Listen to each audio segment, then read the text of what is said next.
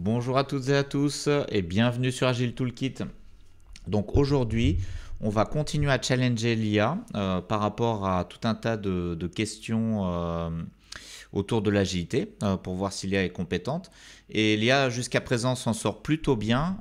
C'est pour ça que aujourd'hui, on va traiter une question piège. Donc une question plus difficile où l'IA risque de chuter. Mais on va voir si sur une question comme ça, l'IA sait aussi bien répondre.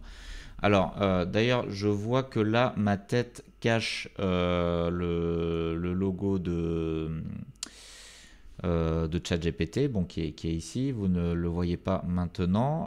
Donc, on va tester ChatGPT, Claude et Gemini, mais également, alors pourquoi le ChatGPT caché? Parce que j'ai rajouté Anthropic. Non, Anthropic c'est Claude. J'ai rajouté Perplexity, pardon. Donc une nouvelle IA qu'on a déjà testée dans une précédente vidéo. Donc maintenant, on va l'ajouter à nos IA. Donc on aura 4 IA on aura 4 IA pour tester les différentes IA et on verra laquelle est la meilleure et si on peut toutes leur faire confiance.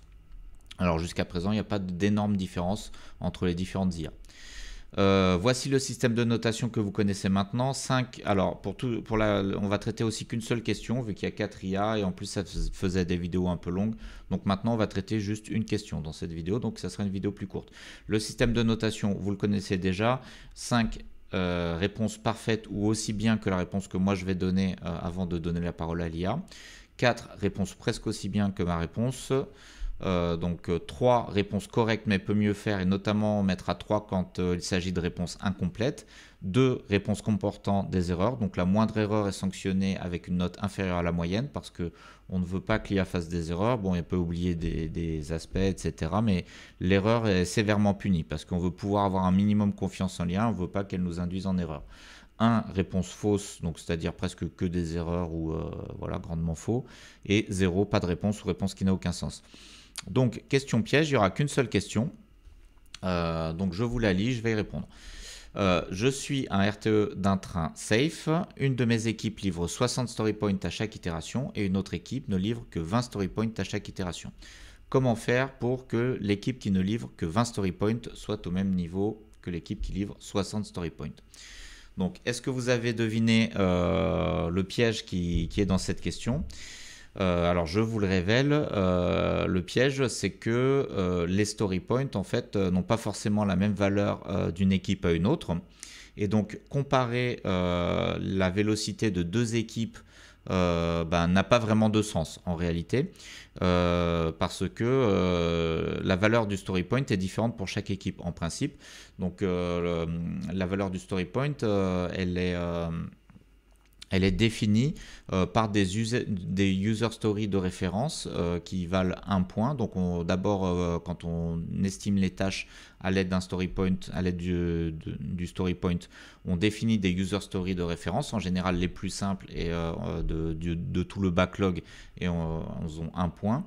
Et après, l'estimation se fait par estimation du poids relatif des user stories les unes par rapport aux autres, en se servant bien souvent de la référence, mais n'importe quel user story peut servir de référence. Et en fait, ce poids relatif, il va être différent. En fait, la valeur de ce poids relatif en jour homme, ça ne correspondra pas vraiment à des jours hommes. Et si on veut reconvertir en jour homme, en tout cas, ça ne sera pas la même chose entre les différentes équipes parce que les équipes auront des user stories de référence différentes. Alors, j'espère que je suis clair, mais c'est toujours un peu délicat d'expliquer le story point. D'ailleurs, sur la chaîne, on fera peut-être des vidéos dédiées au sujet du story point où j'expliquerai tout dans les moindres détails. En tout cas, la réponse que l'IA, que j'attends de l'IA, une bonne réponse, ça serait que déjà en agilité, faire la compétition entre les équipes. Bon, c'est pas tellement une pratique saine, donc c'est pas recommandé de vouloir comparer les équipes entre elles. Ça c'est en plus, si jamais on veut les comparer, on ne peut pas se servir du story point et de la vélocité pour comparer les équipes entre elles. Donc le story point, on peut comparer une équipe à elle-même dans le passé pour voir si elle progresse ou pas. Si on veut réellement comparer des équipes entre elles, ça ne sera pas le story point qu'il faut utiliser. Ça sera d'autres aspects. Bon, en général, c'est mission impossible car les équipes font toutes des choses différentes. Donc, et tous les projets sont différents, les équipes sont différentes, donc c'est très difficile de comparer les gens entre elles avec des choses assez formelles comme peuvent l'être le story point ou la taille ou le nombre d'user stories réalisés. Donc ça n'a pas vraiment de sens de comparer. Donc je dis souvent quand on me pose une question, c'est une excellente question. Là, en l'occurrence, il s'agit d'une mauvaise question. Donc on va voir ce que l'IA répond par rapport à cette question. Est-ce que l'IA ne va pas tomber dans le piège et va dire un peu la même chose que ce que j'ai dit, ou est-ce qu'elle va nous proposer des choses pour améliorer la performance d'une équipe? Donc on demande à ChatGPT, je vais zoomer pour que vous puissiez lire mieux. Pour répondre à votre question sur l'écart de vélocité entre deux équipes dans un contexte safe, voici quelques étapes et recommandations à envisager. Bon, blabla introductif. Analyse des capacités environnement. Comparer les contextes des équipes, vérifier si l'équipe qui livre moins de points a des facteurs limitants. Donc là, j'ai envie de dire que ChatGPT tombe directement dans le piège et ne va pas comprendre que la question est en réalité une mauvaise question. Donc c'est une question, ceci dit, qui est réelle. Hein. C'est fréquent que des gens veuillent comparer les équipes dans les organisations des chefs. Et alors bon, déjà, ça peut se discuter. Est-ce que c'est bien ou pas bien de vouloir comparer les équipes? Ça peut se discuter, mais bon, admettons que c'est bien. Mais dans ce cas-là, si on veut comparer les équipes, faut pas le faire en utilisant le story point, parce que si on veut le faire en utilisant le story point et le nombre de story points délivrés par chaque équipe à chaque sprint, ça veut dire qu'on n'a pas vraiment compris comment fonctionne le story point. Ou qu'on utilise le story point d'une mauvaise manière, ou que c'est pas vraiment des story points, mais bon. Donc complexité des stories, charge non liée à la livraison. Donc là voilà, ça nous cherche des justifications de différence de performance alors que c'est pas vraiment la réponse que j'attendais. Amélioration des processus et de l'alignement, normaliser les critères d'estimation, utiliser des sessions communes de backlog refinement pour unifier la compréhension des story points. Alors voilà, effectivement, si on voulait vraiment comparer les équipes entre elles, il faudrait avoir une valeur de story point normalisée d'une certaine manière, c'est-à-dire avoir les mêmes user stories de référence. Donc ça pourrait être une solution, effectivement. Renforcer les compétences, donc ça c'est pas bon. Équilibrer la répartition des tâches, ok, c'est un peu hors sujet. Facilitation et collaboration inter-équipe. Améliorer les retours de fin d'itération. Inspecter un adapt, KPI contextuel. Compléter la vélocité avec les indicateurs comme la satisfaction des équipes. Bon, non, ça nous aide pas. Attention aux comparaisons directes. Il est crucial de ne pas viser une parité de vélocité si les contextes des équipes diffèrent. Voilà, enfin un bon commentaire, une bonne réponse. Une vélocité élevée n'est pas toujours un indicateur de succès. Effectivement, mesurer les performances en termes de valeur délivrée, business value, plutôt que de story point uniquement. Alors la business value, c'est encore autre chose, c'est aussi abstrait, elle a ses propres problèmes, donc on ne peut pas non plus réellement comparer la business value délivrée par deux équipes, parce que là aussi, c'est la définition de la business value va être abstraite, va dépendre des business owners, va dépendre de ce que fait l'équipe. Donc là aussi, ça va pas être utile. Alors il y aura aussi une vidéo dédiée, même plusieurs vidéos à la business value dans le cours sur l'agilité à l'échelle. Donc là, pour moi, c'est une mauvaise réponse. C'est grandement faux même. Il y a quand même des éléments de bonne réponse. Donc c'est surtout à la fin. Alors ici, voilà, ça nous aurait suffi comme bonne réponse. Donc, qu'est-ce que je vais mettre à ChatGPT? On peut pas mettre on va mettre 2 déjà parce qu'il y a beaucoup de mauvaises réponses, mais la question c'est même plutôt entre 1 et 2. Est-ce que la réponse est complètement fausse ou pas? Bon, j'ai envie de dire que ça nous induit plus dans le faux que dans le vrai. On va mettre 1,5. Après, voilà, ça se discute. Cette notation est toujours très subjective, bien évidemment. On va voir si Claude fait mieux. Hop. Donc, Claude réfléchit. Est-ce qu'il va tomber dans le piège ou pas? Claude réfléchit beaucoup, donc c'est peut-être bon signe. Ou peut-être pas. Ah, non. Ok. Bon, Claude ne peut pas répondre car... je sais pas. Les serveurs sont surchargés ou alors notre question est vraiment trop compliquée pour Claude. Alors, on retente une dernière fois, bon, ou on retentera peut-être plus tard. On va tester avec Gemini. Donc, Gemini nous répond, qui est l'IA de Google. En tant que RTE, dans un environnement safe, il est normal de voir des variations de vélocité entre les équipes. Le fait qu'une équipe livre 60 points et une autre seulement 20 ne signifie pas nécessairement qu'une équipe est moins performante que l'autre. Plusieurs facteurs peuvent influencer cette différence. Ah bah voilà, donc ça c'est vraiment là directement la bonne réponse. Donc on espère que ça ne va pas dériver dans les commentaires de cette réponse. Comprendre les raisons des différences de vélocité. Avant de chercher à augmenter la vélocité de l'équipe moins performante, il est essentiel de comprendre les raisons de cet écart. Complexité des tâches. Les story points sont une mesure relative de la complexité. Il est possible que les tâches attribuées à l'équipe ayant une vélocité plus faible soient intrinsèquement plus complexes. Excellent. Taille des équipes. Une équipe plus grande aura généralement une capacité de production plus élevée. C'est tout à fait vrai. J'y avais pas pensé au moment où je rédigeais mes questions, mais effectivement, ça peut expliquer des différences de vélocité. Expérience, une équipe plus expérimentée avec le produit ou la technologie peut-être plus efficace. Distraction, des interruptions fréquentes ou des changements de priorité peuvent réduire la productivité, c'est vrai. Qualité, une équipe qui met l'accent sur la qualité peut prendre plus de temps pour livrer, mais le résultat final sera plus stable, effectivement. Stratégie pour améliorer la vélocité de l'équipe. Alors voilà, donc là, effectivement, c'est une très bonne réponse. Maintenant, ça nous donne une stratégie pour améliorer la vélocité parce que quelle que soit une équipe, on peut toujours avoir envie d'améliorer sa vélocité, hein. C'est le principe de l'amélioration continue. On essaye toujours de s'améliorer, donc livrer toujours plus de valeur, toujours plus qualitative, toujours plus vite. C'est pas toujours possible, mais bon, c'est pas interdit non plus de vouloir s'améliorer. Une fois que vous avez identifié les raisons de la différence de vélocité, vous pouvez mettre en place des stratégies pour aider l'équipe à améliorer ses performances, analyse approfondie, réunion de rétrospective.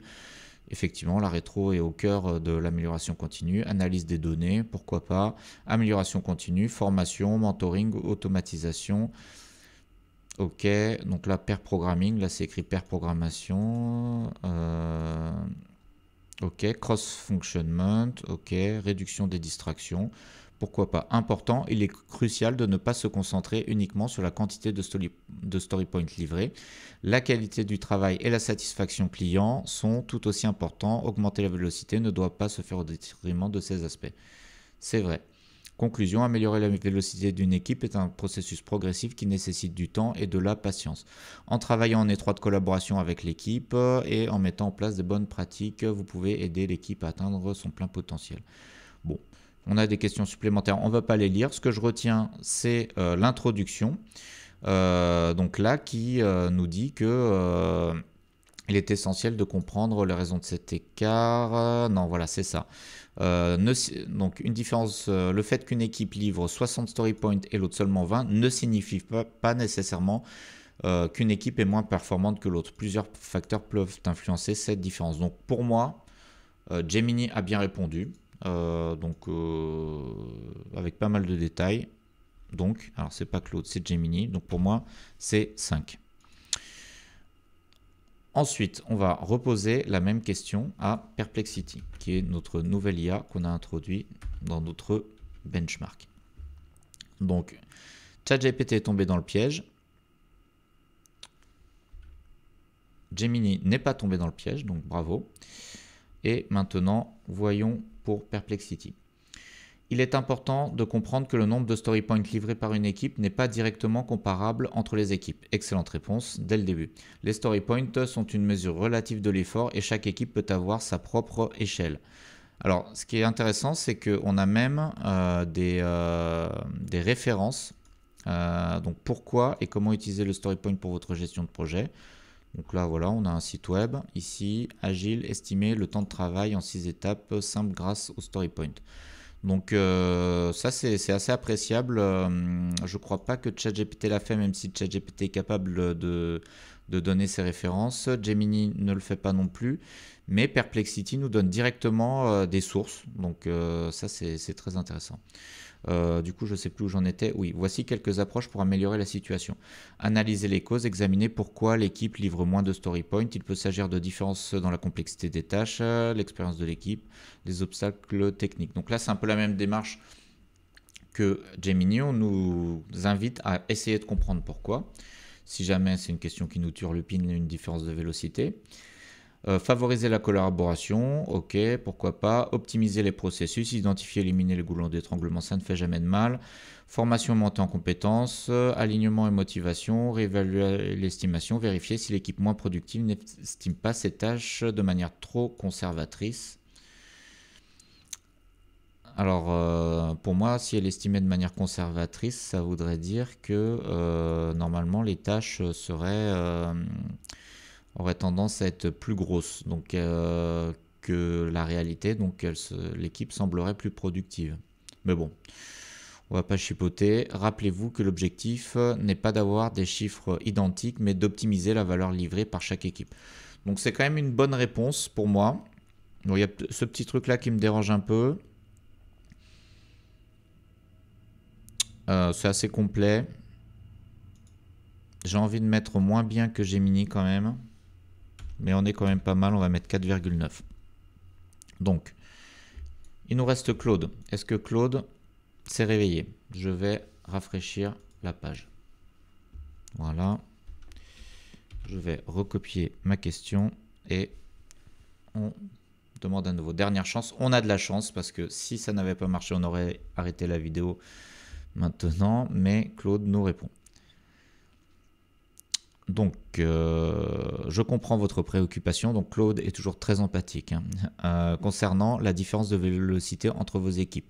Mais je vous conseille de ne pas vous focaliser uniquement sur le nombre de story points. Alors, là aussi, très bonne introduction. Voici pourquoi et comment aborder la situation. Les story points ne sont pas comparables entre équipes. Voilà, très bon, direct, brut de décoffrage. Chaque équipe estime différemment ses points. Je vais zoomer pour que vous puissiez lire si jamais vous le souhaitez. Une histoire notée 3 points dans une équipe pourrait valoir 8 dans une autre. Très bien, très clair. La comparaison directe des story points n'est pas pertinente.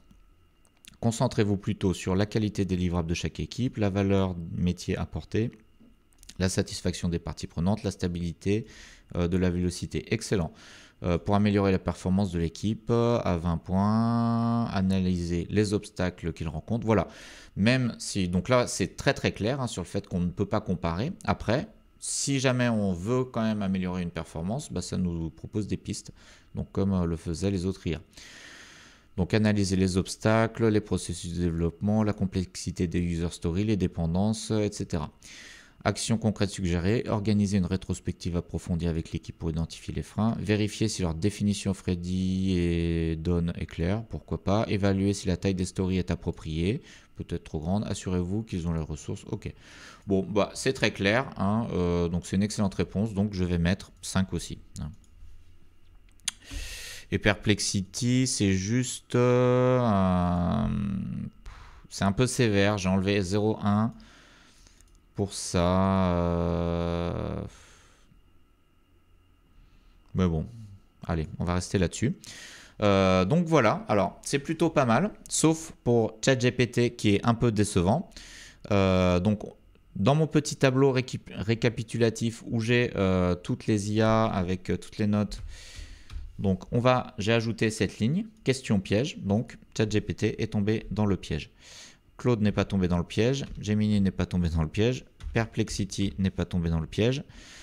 Donc on a vraiment 3 bons scores, mais ça va faire baisser la moyenne générale de ChatGPT. J'ai encore d'autres questions pièges prévues, mais on va arrêter là la vidéo pour aujourd'hui et ça fera l'objet d'une nouvelle vidéo, parce que si on fait plusieurs questions avec 4 IA à chaque fois, ça va être assez long. Donc merci de votre attention et à bientôt pour une nouvelle vidéo.